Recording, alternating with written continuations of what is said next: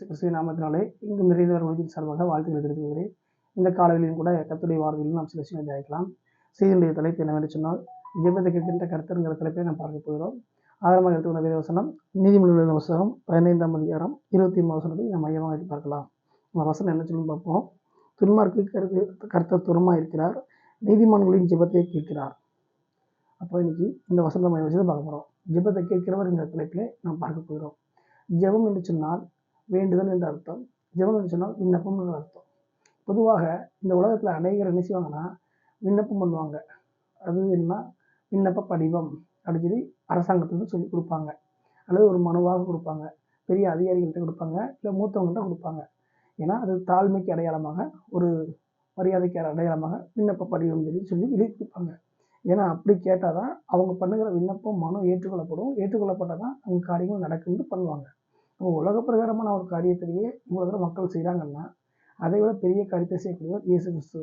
அவர் ஜெபத்தை கேட்கிறவர் என்கிறத நம்ம பார்க்குறோம். அப்போது ஜெபத்தை கேட்கிறவர்னா யாருடைய ஜெபத்தை கேட்பார் அப்படின்னு பார்க்கணும். உலகத்தில் ஒரு அதிகாரிகள்கிட்ட தான் போனால் தான் அந்த விண்ணப்பம் ஏற்றுக்கொள்ளப்படும், காரியம் நடக்கும். எல்லாருக்கிட்டையும் எல்லாம் போனால் நடக்காது. அப்போ அதுக்குன்னு குறிப்பிட்ட ஒரு சூழலில் சில நபர்கள் தேவைப்படுறாங்க, முக்கியமாக என்ன பண்ணுறாங்க. அப்போ அப்படி இருக்கிறது போல் ஆண்டவர் ஜெபத்தை கேட்கிறவர் பார்த்தோம்.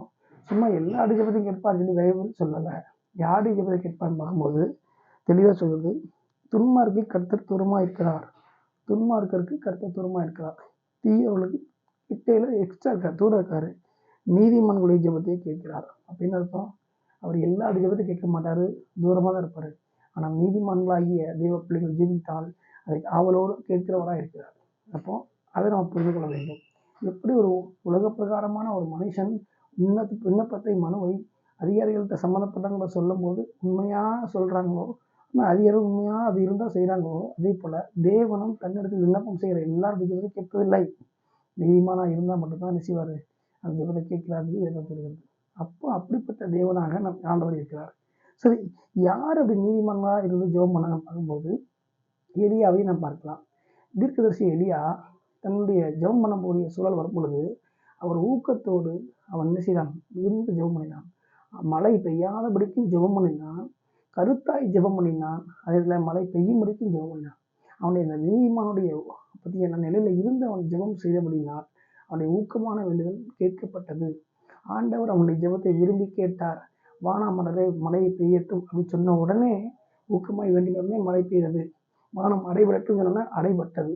அப்படிப்பட்ட ஒரு எளியா வாழ்க்கையில அவன் நீதிமானாக இருந்தபடினால் தேவன் ஜெபத்தை கேட்க ஆரம்பித்தார், காரியங்களை நடப்பிக்க ஆரம்பித்தார். ஆகவே அப்படிப்பட்ட அந்த எலியாவை போல நீதிமான்கள் அப்படிங்கிற நிலையில நாம் இருந்து ஜெபிக்கும் பொழுது நம் ஜெபத்தையும் இயேசு கிறிஸ்து கேட்க வல்லவராக இருக்கிறார். பிள்ளைகளுக்காக, ஊழியர்களுக்காக, தொழிலுக்காக, வியாபாரத்துக்காக, படிப்புக்காக எல்லா காரியமும் ஜெபிக்கலாம். இருந்தாலும் ஜெபிக்கக்கூடிய ஜெபத்தை யார் செய்கிறார் என்பது முக்கியம். நீதிமான்கள் அப்படிங்கிற நிலையிலிருந்து நாம் செய்தால்தான் கேட்பார். இப்போ எளிய செய்ததனால் கேட்கப்பட்டது போல, அவருடைய ஜெபம் ஏற்றுக்கொள்ளப்பட்டது போல, நம்ம ஒவ்வொரு ஜெபமும் ஏற்றுக்கொள்ளப்பட வேண்டும் என்று சொன்னால், கேட்கப்பட வேண்டும் என்று சொன்னால், நாம் நீதிமான்களாக இருக்கிறோமா என்பதை யோசிச்சு பார்க்கணும். ஆகவே இந்த செய்தியை கேட்டுக்கொள்கிற ஒவ்வொரு தெய்வ பிள்ளைகளும், ஊழியக்காரர்களும், வாலிப சகோதர சகோதரர் தெரிந்து கொள்ளக்கூடிய விஷயம் என்று சொன்னால், கர்த்தர் நம் ஜெபத்தை கேட்க வேண்டும். கேட்பதற்கு நாம் நீதிமானாக இருக்க வேண்டும். இன்னைக்கு அநேகருடைய ஜெபத்துக்கு பதில் கிடைக்கல, அநேகர் ஜெபம் கேட்கப்படுவதில்லை. காரணம் என்னவென்று சொன்னால், நீதிமான்கள்ங்கிற நிலையில இல்லை. ஆகவே நாம் நம் நிலையை புரிந்து கொண்டு நீதிமான்கள்ங்கிற அந்த நிர்ணயிக்கிற ஸ்ட்ராங்காக இருந்து நாம் ஜெபிக்கும் போது கர்த்தர் ஜெபத்தை கேட்பார். ஆகவே இந்த செய்திக்கு உங்கள் ஒவ்வொருவரையும் ஒப்பு கொடுத்து தொடர்ந்து நீதிமான்களை ஜெபத்தை கேட்பாருங்கிற அந்த வார்த்தையின்படி உங்கள் வாழ்க்கையை மாற்றிக்கொள்ள வேண்டும் என்று சொல்லி எங்கும் நிறைந்தவர் ஊழியங்கள் உங்களை வாழ்த்துகிறது. ஆமென்.